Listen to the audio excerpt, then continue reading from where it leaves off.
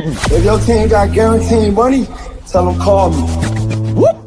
Make me say, my.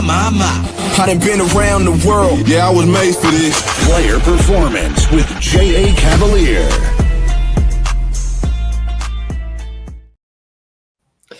Happy Monday, Why Lose family. New week, we're back at it. I always say fresh week, new opportunity to crush your bookies. We've got 11 games. We've got free picks in every single game. Let's get you guys to the window early and often. My new catchphrase slogan, but Coach and I, we're a two-man bob and weave. We do a little two-man give and go. Coach Rick and Shuey with the flow. Lock in, guys, as we break down every game with sharp analysis. MLB Player Performance starts now. Giddy up. I live the bright lights, the type, the crowd lights, where you at, ballers? Ladies, hurry and men, they wanna be me, they paid to come see me, where you at, ballers? What is good, fellas and ladies, if any in the chat? We're glad to have you. Please don't forget to like and subscribe. It's what keeps this boat moving, what keeps this thing cruising. But we're not going anywhere. Coach and I, we are locked in for another week. But before we lock into tonight's games, let's just do a quick weekend recap. I'll start with the fact that it started Friday was a wild card in terms of outliers. Saturday, we showed them. And then yesterday, I had two of my best bets lose on the last at-bat of the game for that player. So we were so close to smashing it again. We're seeing the card clearly. And my favorite part is free picks. My favorite part of anything is free picks. We give what we give away for free. And it has been an incredible run. I think I'm now, I don't want to misquote it, it's 38-19, so 67% for the last month. Not a lot of people, and I don't mean this to be arrogant, but not a lot of folks are able to hit 70% for free or willing to do so. So we're going to keep that train rolling. But Coach, any words from the weekend? Yeah, we'll go back to Friday, and we were here Friday, and we loved the card, and I did too. I mean, I was all over it, and it was just the weirdest night in baseball. And I had 14 picks. I said, hey, I don't offer that many picks usually, but I just like so many of them. But I ended up going 4 and 10. I swung and repeatedly missed. So I went back and looked.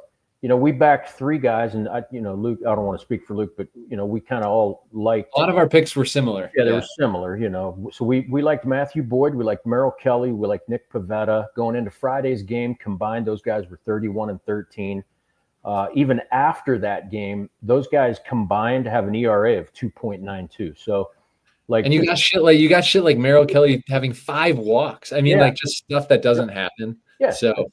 But but again, and I say it because that stuff's going to happen. Like, you're going to go and you're going to place 14 bets, and you're going to lose a bunch of them, and then be like, oh, what do I do?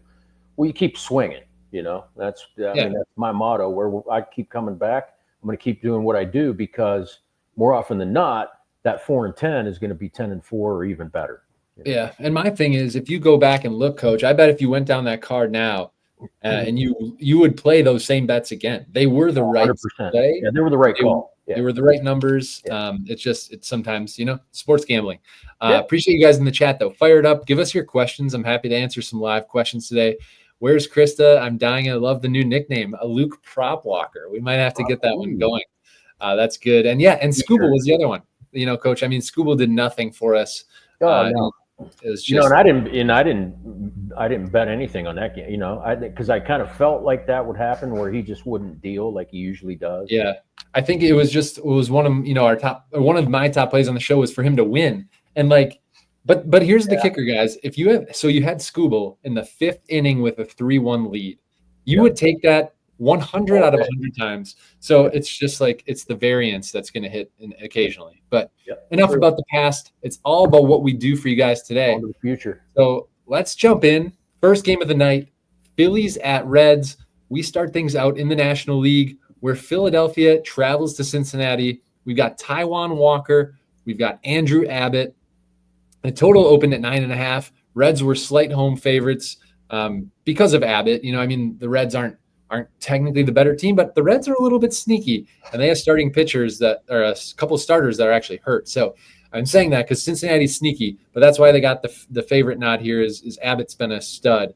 Coach, lead the troops here. What do we like in this one? So really one thing I like, but I'm going to mention this just for future reference because it's a piece of betting information that you all should have. So if you had bet the following, what I'm going to tell you, if you'd bet it all season long, you would have won 74% of your bets. So Ooh, I like this. Throw it out. It's ridiculous. So Reds money line, the Reds first 5 money line, and Andrew Abbott to go under 2.5 earned runs. So he has started 20 games. So that's 60 bets. You would be 42, 15, and 3 if you bet those every time that Andrew Abbott started. I mean, that's incredible numbers. Ridiculous. Yeah. It really is. Now, he's only twice in those 20 starts have those 3 bets gone 0 for 3. One of them happened to be last time, so there's a little bit of recency bias in there. But what I like best here is something that continually cashes, and that's the first 5 bet. So the Reds in the first 5. And you might think, oh, well, God, Abbott and, coming off a couple of starts where he wasn't at his sharpest. And on July 4th, he pitched against the Phillies and he gave up 4 earned runs. So he has 20 starts, 16 of those starts, he's given up 2 earned runs or less. Only a couple where, he had more. One of them was against the Phillies. So you look at that and think, oh, gee. But in that game, like you said, Cincinnati's sneaky. In that game, since he backed him up, and they actually won the first 5 in that game, and they went on to win the game 9-6. So that 3-pack went 2-1. Even though he gave up some runs, he gave up 4 earned runs. So again, like I said, the Abbott trifecta, that thing, it's 42, 15, and 3. I don't think I can get behind him giving up less than 2.5 earned runs tonight, especially because his earned run prop at 2.5. It's suggested that he's going to go over 2.5. So not sure I like that one, but I do like the Reds in the first 5. The game, not sure I like that just because the Phillies bullpen's so good. It's improved now with Duran back there. I think he threw yesterday, but so for me, it's first 5, Reds first 5, and that's it. I'll ride with you there, Coach, because I don't have anything in particular on the game because the Phillies are unique against lefties too. Like Schwarber feasts on lefties this year, which is kind of interesting because you wouldn't think a lefty power hitter would love lefties. Anyways, I think Abbott's a stud. So I kind of see it. I see what you see. I'll ride with you there. For a prop though, guys, I really like an angle here. If you guys know me, I've been fading JT Realmuto when I can. Tonight it's a huge fade spot for me. His line was 1.5 total bases. It should still be on most books. And while you may think that Abbott, has had bad history against guys, and Realmuto does have 2 doubles in his career against him, it does not faze me because Realmuto's splits are so damn bad. I mean, his road splits are horrible, left-handed pitching horrible. His average drops 40 points on the road. And then against, depending on right versus left, 305 against righties, down to 194 against left-handed pitching. So I know he's a righty himself, but Realmuto does not like left-handed pitching. It's Abbott at home. So fade Realmuto, top look to start off this game. I got to give it a book it, baby. Anything else, Coach, or we're moving on? No, I had a couple guys were looking at the Phillies, and Phillies game. Like I said, I don't like the full game money line Reds. I don't, but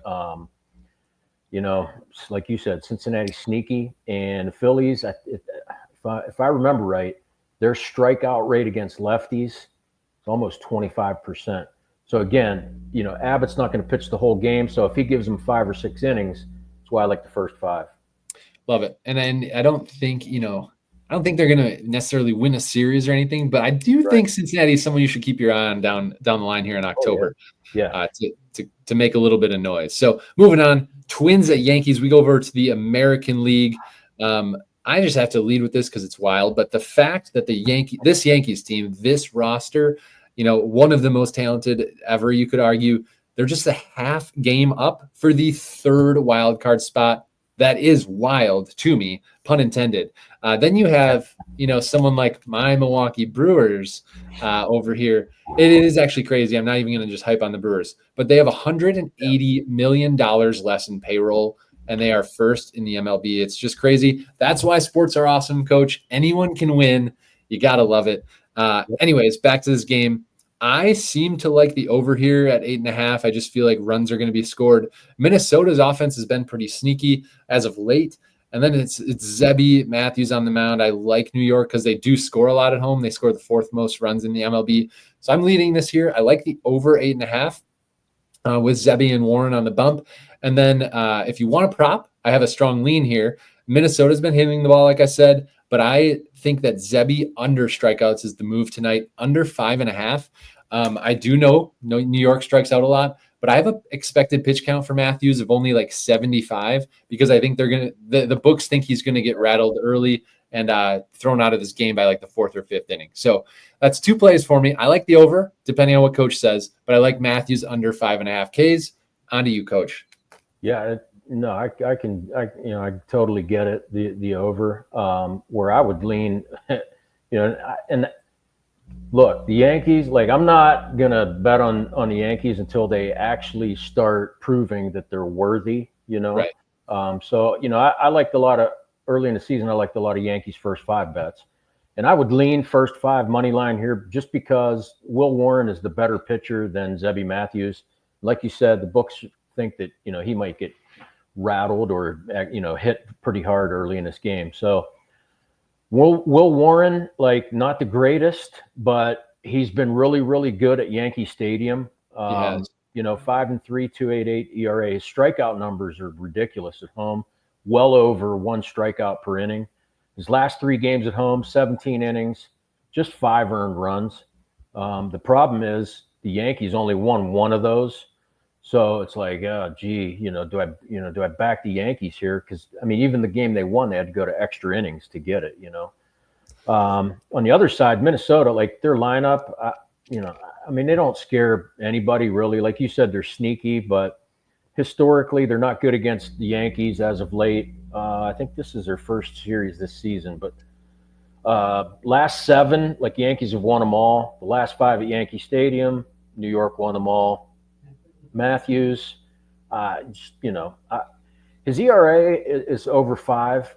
His expected numbers are actually a little bit better. So something's going on where his FIP's 2.7, which something's going on where, there's some things out of his control that are happening, which they probably happen again. But I would lean towards the Yankees in the first 5 money line here, just because they still are profitable on the first 5, 60-42, 15 pushes. At home, still profitable as well, 31-17 with 10 pushes there. Warren's the better option.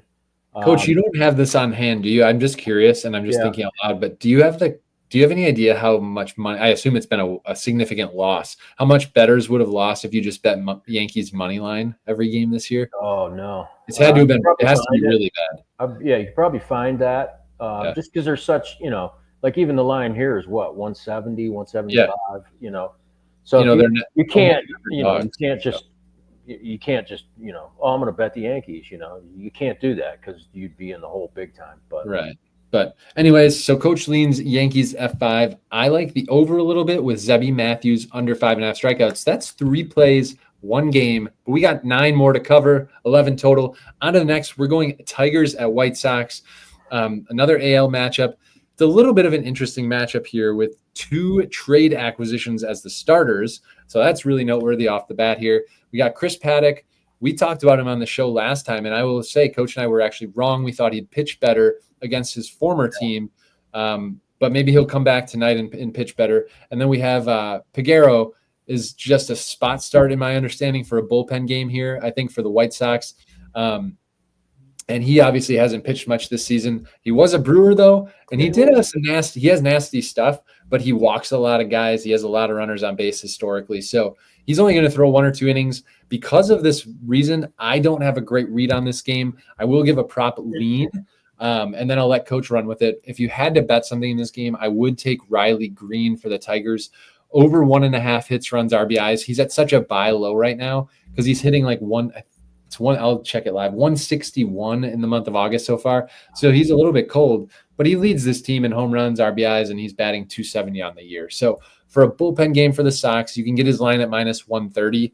Like that's a really good value bet. So I'm taking Riley Green over the combo stat line, hits, runs, RBIs, 1.5. What you got, Coach? Love it. if you want anything here, I think it's the over. Like you mentioned, we were wrong on Paddock, and I would expect to pitch a little bit better, but there's some numbers that he has against White Sox that don't inspire much confidence. But let me talk about Peguero first. So he hasn't pitched since May, and like you said, he was a Brewer back then. He's got a nasty slider. Like when he's on, like he's pretty good. Yeah, it moves a ton. Yeah. But he's probably only going to pitch an inning. I mean, it's a bullpen game for them, which their bullpen's nothing special. But what's interesting, if you go back and look at the games that Peguero was in, I don't know why. I just, when it comes up on ESPN, you're looking at it and it shows you all the games, Look at the final scores. So he's only been in 8 games this year. Here's 4 of the final scores: 20-9, 11-1, 11-7, and 17-2. Like, really? And it's not all him. Like his ERA is it's 4.9, and he's only given up 4 earned runs, but he hasn't pitched that many innings. So it's not all on him, but runs are contagious. Exactly. Exactly. So and that's why I bring it up, because you know what? I think you're going to be contagious here, because Detroit actually, they got swept or lost 2 of 3 to the Twins, and then came back. What, did they lose 2 of 3 to the Angels too? I think, or they so. No, or they won 2 of 3. Either way, they put up 19 runs against the Angels, and all 6, their last 6 games, they won 2 out of 3. Yeah, they won 2 out of 3, lost 2 out of 3 to Twins. All 6 games over the total. So they've been hitting the ball pretty well. They're going to go up against Peguero for an inning, like I said. Then they're going to face the bullpen.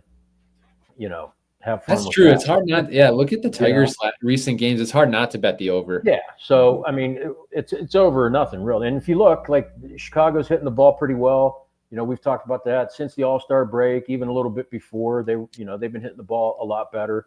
The over has trended for them too. And then even in the series, these two play each other a lot because they're in the same division. 6 of the last 8 have gone over. So, what's not to like about the over here with these two pitchers? I love it. We got the over. We got Riley Green, which trends to the over for stat combo line. Yep. Jogo 10 in the chat thinks Coach's Wailu's hat is fire. I agree. It is straight baller. On to the next game, though, and one that I am excited to talk about. We got Pittsburgh Pirates at the Milwaukee Brewers. Of course, yours truly is a Brewers fan, and I am letting Bernsey hear it in our side chat after they swept the Mets. I'm sorry, Bernsey, but the Mets are now 1-11, coldest team in baseball. I saw a stat before I came on the air: 200 batting average as a team the last 12 games. Abysmal stuff. So we won't talk about the Mets, though, because they're off today. So it cannot be a loss. Also can't be a win. We do have the Brewers, though, going for their 10th straight. Kind of some crazy stuff. I mean, they've won 9 in a row. It's the 3rd win streak of 8 or more this season. There's just something like magical happening because they're winning in just the weirdest ways. I know J.A. will tell me that, the Brewers aren't a postseason threat. Nobody outside of Wisconsin gives a shit about them. And I'm, there's a point to that because of their recent history in choking in the postseason. But I'm going to be the first to say it as a true baseball fan and not just a Brewers fan. They have good pitching. The roster has really no gaps in it. I love their chances come October. So look out for this roster. I'm going to shut up, Coach. What do you like in this game?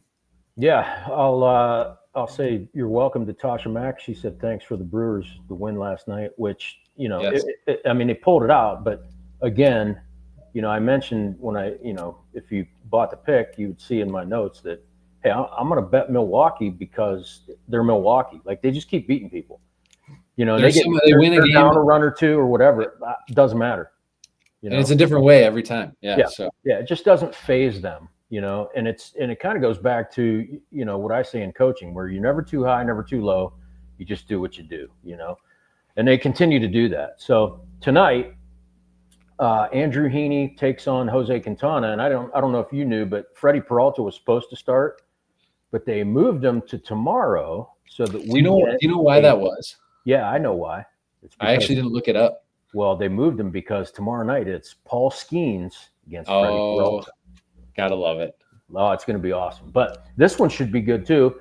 And I think you got to lean Brewers. And I haven't looked at the pricing lately. I don't know. Is it -190? Is it 200? What is it? It broke 200 last I saw. So yeah, early on this morning I was looking at it, and I like I don't mind paying the 190, 185, whatever I saw on the money line. If you don't, then take the 1.5, take the first 5 minus the half run. Both of those are in play here. Jose Quintana, I've said it before, he scares me, but he's pitching against Pittsburgh, so that doesn't scare me. And I know his expected numbers are a lot higher than his real numbers, but that doesn't mean he's going to blow up and give up a bunch of runs. Pittsburgh last in scoring, bottom 10 in most offensive categories. But the big thing, they suck against lefties. Yep. So for the season, they're batting .220 against lefties. Like that's just terrible. And then on the other hand, you got Heaney. Andrew Heaney, like he's a decent lefty too, and he'd be better if he didn't play for the Pirates. But when he goes on the road, he's awful. I don't know why. He just turns into a different pitcher. He's 1-6. His ERA is almost 7 on the road. He has 11 road starts. Like, what's going on? So he's a left-handed pitcher. He's got to pitch against Milwaukee. Over the last 30 days, Milwaukee's hitting .300 against left-handers, over an .800 OPS. For the season, Brewers have faced a left-handed pitcher 35 times, left-handed starter 35 times. They're 24-11. Like they just like I said, nothing really phases them. And again, I've mentioned this for the last couple of weeks. Milwaukee's the most profitable first 5 team in baseball. So what's not to like? Like I said, it's a matter of pricing. Figure out which one you like. It's Brewers first 5 money line or minus the half run, Brewers game money line or minus 1.5. And then I'll let you talk about. I saw this Quintana. You get Quintana over 4.5 Ks. I know he's not a strikeout guy. His K percentage is like 15, 16%. But Pittsburgh strikes out so much. Does he deal? Can he hit that? I don't know. But I do like that as a prop lean coach, and you said a lot of good numbers there. These are numbers I just wouldn't bet against until they prove something wrong. It's 9 games in a row. I know I don't blindly ride winning streaks until they're done, but right. This is one that there's no reason not to against an inferior Pittsburgh team. Jared said it best. Brew Crew is paying the mortgage. They really are. I mean, their lines have been pretty reasonable, and if you bet them day in and day out, they are quite literally paying your mortgage. Let's hopefully get another one tonight. I have a really, really strong look in this, so I know we have to move on to the next game shortly. But guys, I'm just praying that they put him in the lineup tonight. He should. He's an everyday player this season. But gosh damn, do I love fading O'Neal Cruz. I've done it as a free pick. I've done it as a VIP pick like almost every day for the last 2 weeks because he's so damn cold. And all he does, he's home run or bust. I mean, I liked him in the home run derby because he can hit a ball 550 feet. But, I mean, he is as cold as it gets. He might be one of the coldest hitters in all of baseball. I have O'Neal Cruz under 1.5 hits, runs, RBIs as a top play tonight. He's 0 for 6 against Quintana in his career, so you have that going for him. He clearly doesn't like Quintana. He bats 111. That is literally like a pitcher. That's like when pitchers used to hit in the National League, coach, that's what they'd hit is like 111. So he's as bad as a pitcher would against left-handed pitching. And lastly, he's 4 of 35. That's 114 in the month of August. He can't hit a basketball if it was coming at him right now. So it's an O'Neal Cruz ultimate fade spot for me.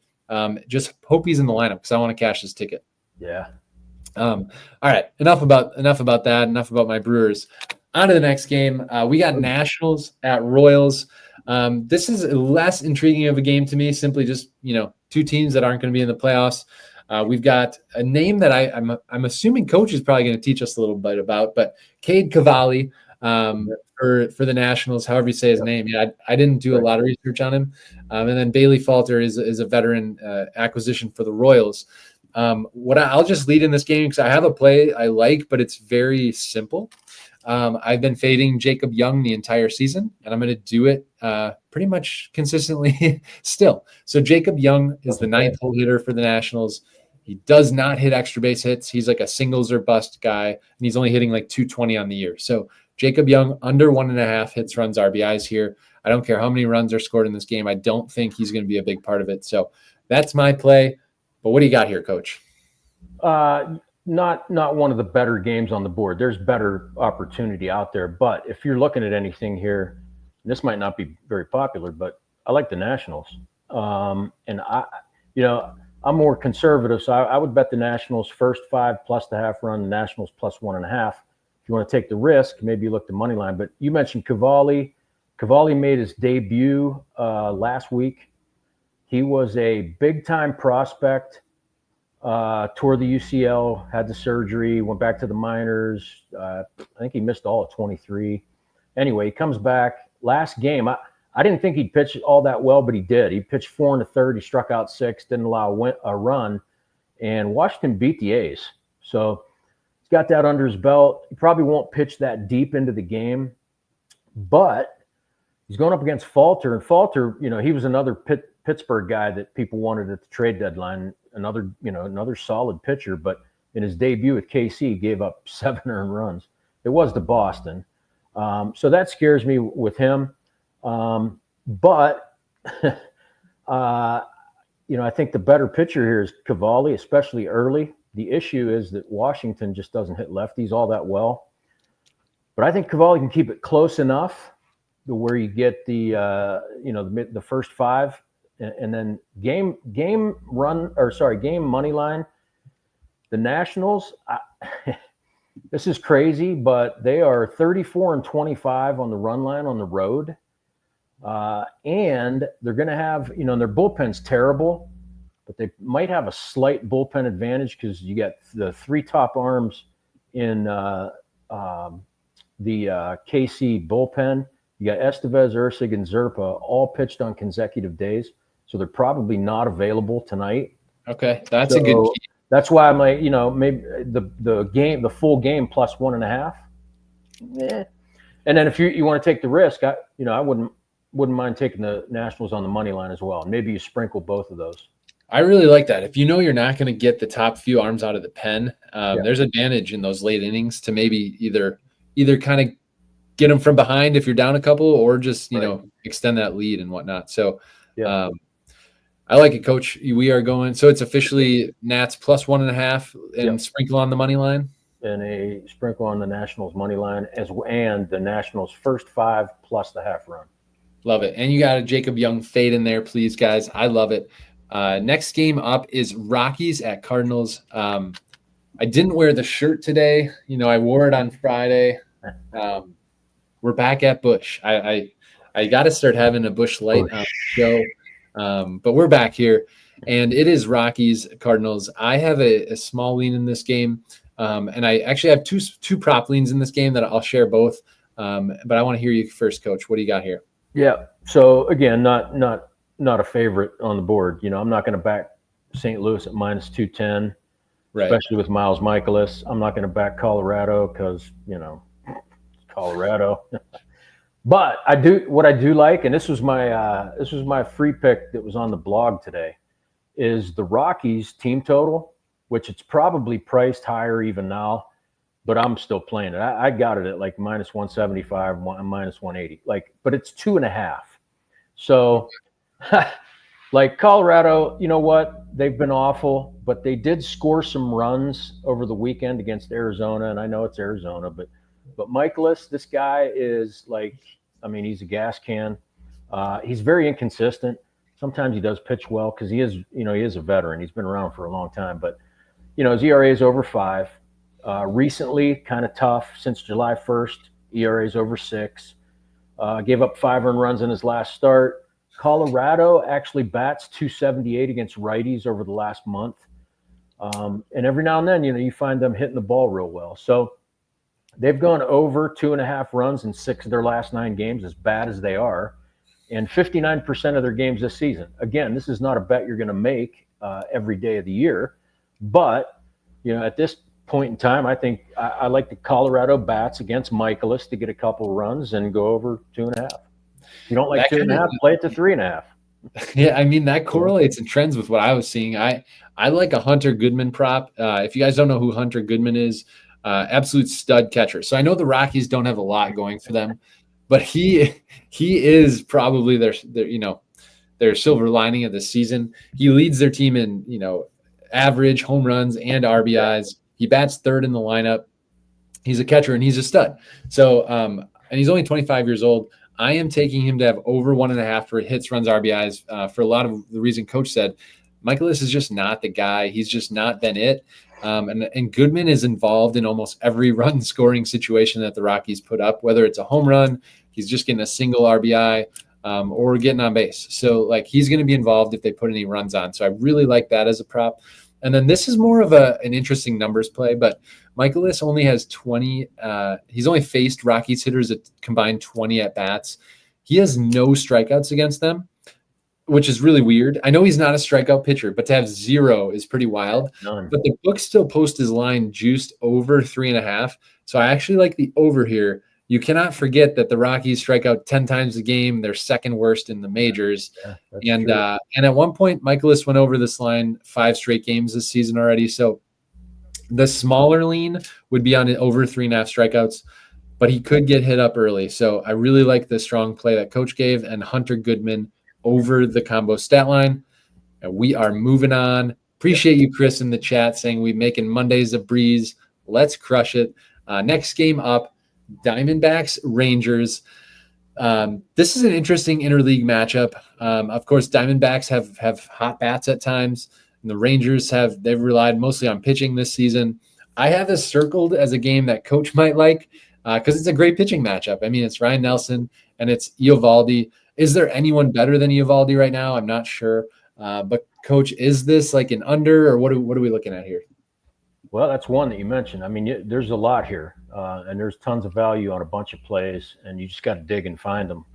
But you mentioned Eovaldi. Like the guy's just, I mean, he's amazing. Like watch him pitch. He's just, God, is he good? It's so fun to watch. Yeah, it is. It's and you, like I always say, I like pitching. Man, you watch a great pitcher. God, it's awesome. Tomorrow, I have a great story. It's related to Paul Skeens. Remind me. And I'll tell the story tomorrow. So it's outstanding if you're a true baseball fan. But anyway, Eovaldi, 10-3, 1.38 ERA, ridiculous. Even better, since July 1st, he started 6 games, 6 wins.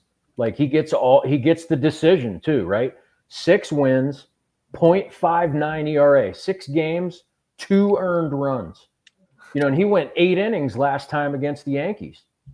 Nothing, 2-zip donut. Like he's just, man, it's a small sample, but he does have some decent numbers against Arizona hitters. And if you go back, like he's 3-1 with 3.57 ERA against Arizona, but most of those starts are like 8 to 10 years ago.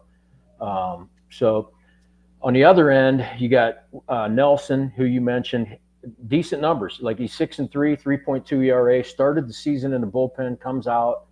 And over his last 10 starts, I think 9 of them, he's allowed 2 earned runs or less. So this is, it's perfect recipe for the under, especially when you're playing at Globe Life Field, where like it's just an under park. They just went under the last 2 in a row against the Phillies. So yeah, under's a play here. I go back because I just love Eovaldi, and Texas is one of the best top or first 5 teams. Take your pick. I haven't looked at the money line price recently, but first 5 money line, game money line. You might look at the first 5 laying the half run. Dial them all up. Yeah, just and I don't even think if I looked this morning to see if you could find Eovaldi's earned run prop. But I think 1.5, under 1.5, I think the pricing's okay on that. But under 2.5 earned runs was like minus 350 or something. So they expect him to pitch well again, and I think he does. And I think I really like the Rangers here. Yeah, I brought it up because I also like the under. This is a matchup where I would love to see another gem by Eovaldi and take the under here. For what it's worth, I know that like Scuba and Crochet are balling out, but I am surprised that like you can still bet Eovaldi for Cy Young at like plus 1,700 odds. I know the Cy Young is often strikeout related, and there's a lot of variables, but like his stats, no one's going to beat this low of ERA and WHIP and efficiency. Like in my opinion, he deserves it right now. But yeah, absolutely. I mean, and that's a bet that I'm going to look into because. You mentioned it's kind of strikeout involved. Really, it's strikeout and ERA. Like, you remember DeGrom won it. He went 11-10 or something, but his ERA was under 2. Yep. And he just pitched. I mean, he was dominant. His team just sucked. But yeah, I could see making that bet right now easily. Yeah. And so, like, I think Crochet has a slight edge with strikeouts and still a reasonable ERA, but I don't see Eovaldi like changing much. I think he's going to stay this low. So just saying, it's plus 1,700 odds, not a bad sprinkle to look at. It's actually something that I'm looking into betting today. So I figured I'd throw out a future since Jay is not on to give me total shit for it. But let's move on. We got Red Sox at Astros. I think this is a good game. This should be a very interesting game. Kind of a good segue of a conversation, actually. Cy Young candidate to Cy Young candidate. We've got Crochet on the bump here going against Javier, who it's his first start this season. So a lot of unknowns here, which shows in the line. The books are projecting Boston to win pretty handily. Last I saw, it was like a heavy money line, like minus 170, minus 180, somewhere in there. I will lead things off because I think Coach has a play in this game, but mine is simple. I can't believe the books are giving us this line. His pitch count might be a little bit low, but Javier to have 3+ or 3.5 hits allowed or more, take the over. Boston is top 5 in hits per game as an offense. He's coming back from injury, not going to pitch well likely tonight. Again, won't pitch deep, but to have 4+ hits, I think Boston gets it done. That's an official free play for me. What are you on here, Coach? Well, this is a game where I have my max bet, so I won't go too deep into detail. However, I'll mention this because you bring up Javier. So Christian Javier, of course, tore the UCL, and that was back in May, I believe, of last year. Had the surgery, and now he's pitching for the first time. So they put him in AA, AAA. He made 5 rehab starts. He ended up with a 5.14 ERA, and take that for what it's worth, because a lot of times the rehab starts, they're only going to pitch 3, maybe 4 innings. They're getting pitches in just so they can get back into some kind of shape. In those 5 rehab starts, he had 15 strikeouts, but he also had 15 walks. A 1-to-1 ratio. 1-to-1, yeah, which is not, that's not good. So in his last rehab start, which I believe it was August 5th, if I'm not mistaken, we gave up 1 earned run, which was the good thing. The problem is he threw 77 pitches, but they had to pull him after 3 2/3 because he threw 77 pitches. And that's because he walked 4 guys. So I think he struggles a little bit. We've talked about that before, where a guy comes back from injury, like they need some time to figure out, arm angles and whatever, right? So I think he struggles a little bit. So your take on him, I believe, is money. I love it. And I just had to look it up since you brought it up. A Javier walks allowed line. You can go over 1.5. It's just juiced at like minus 190. So you could throw that in a parlay too. Throw that in there. Yeah. So I like that. Since Coach has his max plan here, let's just, bring it up. If you guys haven't dialed into Coach's VIP service, every single day he puts out his top play as a max bet. And if it doesn't cash, you guys get the rest of his MLB season. I believe, is it through the World Series, Coach? Through the World Series, yep. From now to the end of the World Series, free. So no additional charge. I did, today I mentioned it at 8-2-1 to start the month. And, I'd have to go back and look. But it cashes. It does. And if it doesn't, you just get the rest of the season free, So it's a win-win. It's a win-win, man, At the rate he hits, it is a win-win. $49. Most people can hopefully afford that. Let's move on. Sorry, someone just said, here, Sam in the chat. I have Javier over 4.5 Ks in my Telegram. I should not have that. If I do, that's an error. That's an error. Let me take a look live time. Why not? We'll have to fix that. Oh, I do actually. Thank you. 4.5 Ks. Oh, so yes, I like that line too. Sorry, Sam. I like multiple plays here. Once I got digging into the card more, I like Javier's hits allowed a little bit better, but I actually do still think he gets to the strikeout line, and it was plus money. So I was like, these are both good looks. Since you're live on the show, though, Sam, my favorite of the two now is his hits allowed. But thank you for bringing it up. And he did have, in that last rehab start, he did have 6 strikeouts.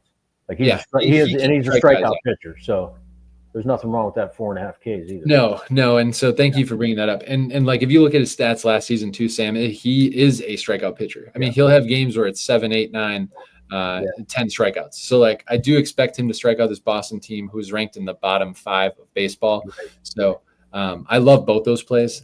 Thank you for bringing that up, though. All right, on to the next. We are going out west. It is the Battle of Los Angeles. We got the Dodgers at the Angels. It's Yamamoto, versus Soriano. And Coach, this is another one I had circled as a stay away game. I just don't have a feel for either of these LA teams with where the lines are at here. If anything, similar to Javier, I'd lean Yamamoto's over 6.5 strikeouts because it's plus money. And LA is the worst in baseball at striking out. Yeah. But I've also seen Yamamoto have a couple games, where he didn't make it very far on the road. So what are you looking at in this one? Yeah, it's really like Luke said, it's really not a game that, you want to, kind of spend time looking at and trying to figure out what do I do, There's just better opportunities out there. But if you're looking to play something in this game, Yamamoto's strikeout prop is probably one. The only thing I could really get behind is the Dodgers in the first 5, just because Yamamoto is the better option. Jose Soriano, we talked about it where he's not, he doesn't pitch that well at home, although he has pitched okay at home recently. But, if you look at his whole body of work, his ERA is close to 6 at home, 1-7. Dodgers have won 5 straight on the first 5 money line. What's not to like about that? Yamamoto's the better pitcher. I don't know what the pricing is. That might be the thing that you have to decide whether, first 5 money line or first 5 lay the half run. Love it. We will stick there and just keep on moving on. We stay out west, though. It's the NL West. It's Padres at Giants. This is an intriguing pitching matchup. This is one of my favorite ones of the night. Yeah. You get two veterans of the trade, 2 of the best in the division for the last, 5 to 7 years. You get Logan Webb, you get Yu Darvish. And the reason why I love what I love in this game is the starting pitching, and they're both veterans. Yep. This is the Nerfy, boys. Nerfy. No runs. This is the no runs first inning. I have it projected as the under. We did finally lose our Nerfies on Friday. Friday was that wild card day Coach and I talked about. Yeah. But it doesn't move our percentage too far down. We're still at like 70, 71% for the last couple months on Nerfies. So this is it. I'm going Padres, Giants, no runs first inning. Just give me 6 outs, Darvish and Webb. 6 outs is all it takes. Coach, what do you like here? That's it. Correlates right with it is the under. I mean, under 7.5. Look at these 2 pitchers, right? And I know Webb, like Logan Webb was, he was rolling, right? And then July came and he kind of got whipped around a little bit, like over 6 ERA in July. But if you look at his last 2 starts, he's kind of getting the groove back. The only thing was the 2 starts were against Pittsburgh, but I'll take it, right? Still counts. Yeah, it still counts. He pitched 11 2/3.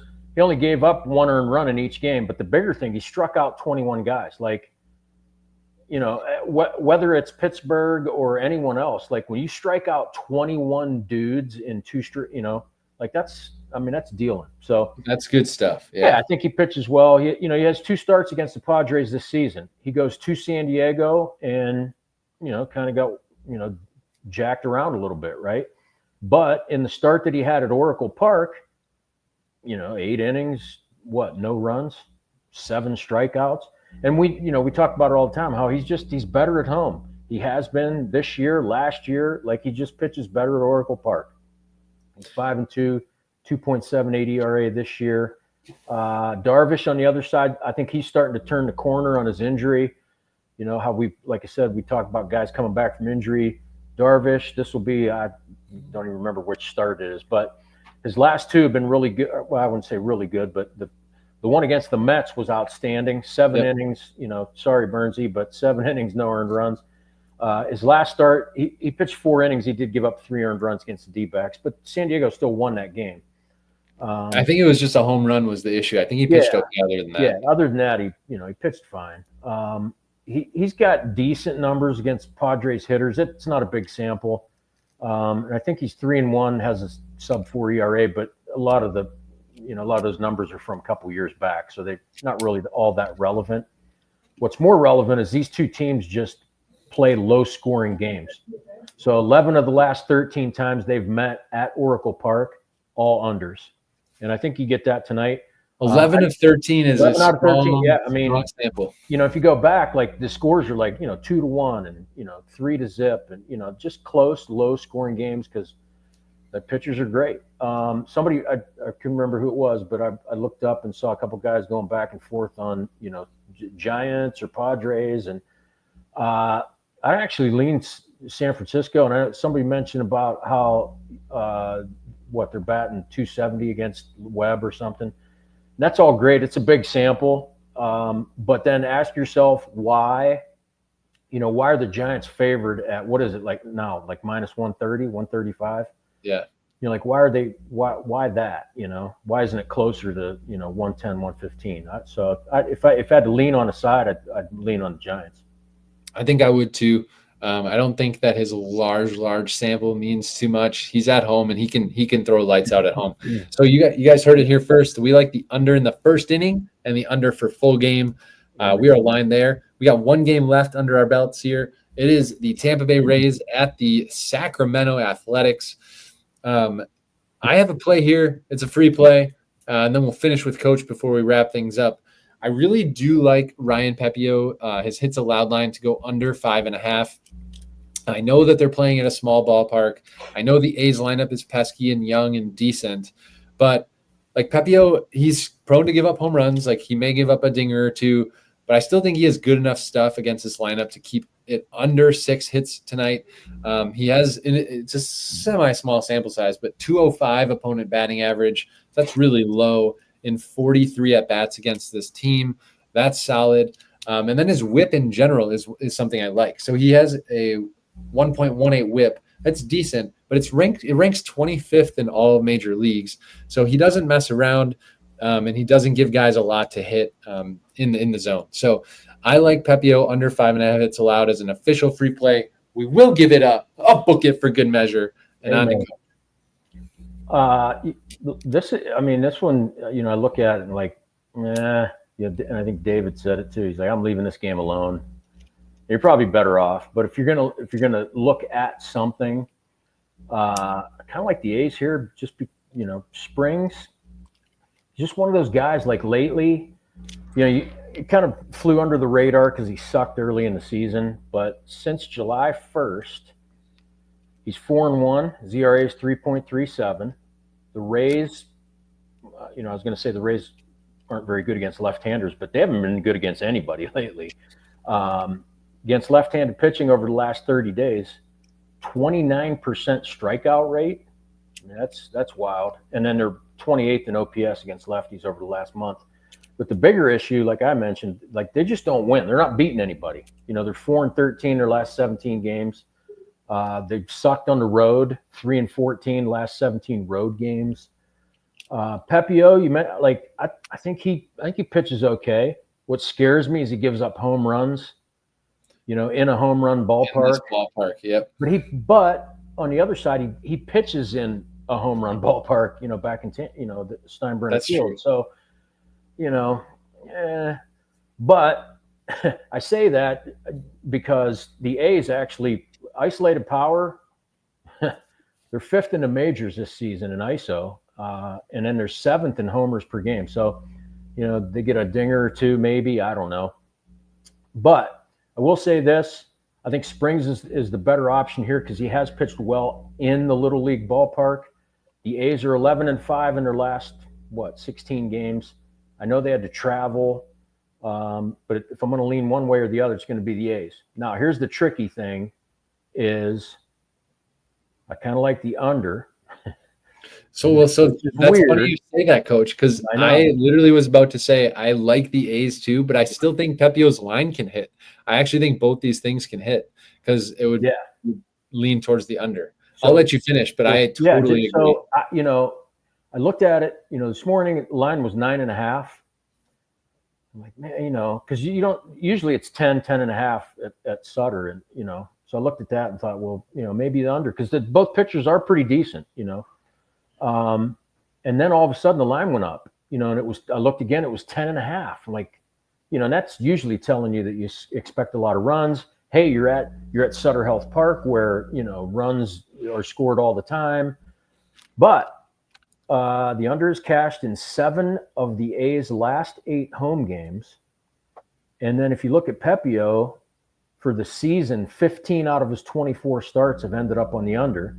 And I know it's not all on him, but it just something, and I'm not going to bet. This is why I say you're probably better off staying away. I'm not going to bet on what I feel, but I can make a case for the under here, under 10.5. I actually think it's really sharp stuff. And I think when a line opens like that in a ballpark, I think that like either large bettors or certain people or public, they move it high, even though the sharper take is probably the under. So I actually think the line movement does not matter as much in this case. It's my personal take. Yeah. I love the under 10.5. So I might be betting that here as we get off air. But that's it. That's 11 games. We're going to do a quick wrap up with best bets, and we'll try and get a quick 6-gamer, and then we'll get out of here. Bernsey, hit us with best bets.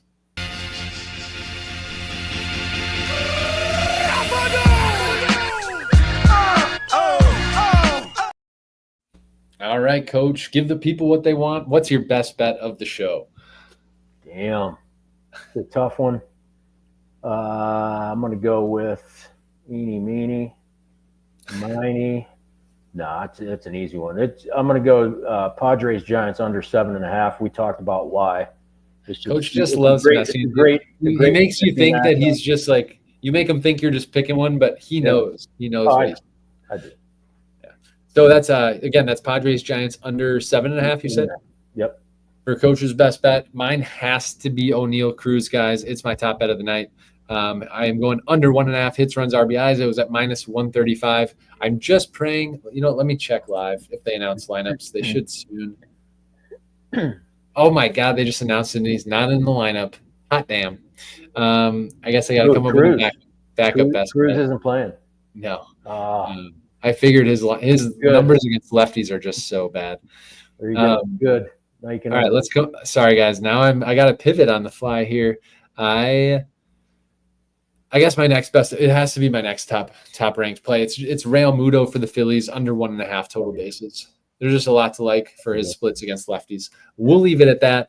But do you want to do a quick parlay or should we head out for the day? No, let's try it. We'll do a real quick 6-hitter for you guys. Yeah, we'll do 3 each. Let's start off. We'll go 2-2, and then we'll each finish with 1. Coach, do you want to lead the way? Yeah, let's since the parlay, let's throw Milwaukee money line and Boston money line. Okay. Bernsey, make sure you're taking notes. That's Brewers money line, Red Sox money line. I actually have a play that I like that I'm going to throw in there as well. This should correlate. Well, it does correlate. Pirates team total under 3.5. I really think Quintana gets it done tonight. The Brewers bullpen has been awesome. I don't see Pittsburgh scoring 4 or more. So that's Pirates under 3.5 team total. So that's a new pick. And then I really like the Goodman stat against the Cardinals. So I'm going to throw in Hunter Goodman over 1.5 hits, runs, RBIs. That is 4 picks. We each need 1 more. One more. Let's throw in let's go with the Padres Giants under. Padres. All right, love it. I mean, why not? Why not cash with the best bet? Yeah, I'm gonna toss in my Jacob Young fade of under 1.5 hits, runs, RBIs for the Nationals. It is just me saying this live, but that is probably the best I felt about a parlay. If we throw it on the screen, I think all of those are really good angles. That's 6 legs. I'll wait for Bernsey to throw it up there, but we've got the Brewers money line. We've got Red Sox money line, Pirates team total under 3.5. We got 2 props. That's Hunter Goodman for the Rockies, over 1.5 combo stat line. Jacob Young, Nationals, under 1.5. And we finish with coach's best bet of the day, Padres, Giants, under 7.5. That's 55 minutes of good time with you guys. Yes, sir. Can't ask for more than that. Be sure to like, subscribe. We're back here at it tomorrow. Coach has some good stuff coming for Paul Skeens. It's Paul Skeens and Freddie Peralta. That might be the game of the night for pitching. Absolutely. So we're looking forward to that. Anything else for the people, Coach? No, like I said at the beginning, the 4-10s are going to come, but you know what? A week before that, 10-2 and 7-1, and and then we just bounce back over the weekend with 2 more best bet win or max bet wins. So keep swinging, right, and do it consistently.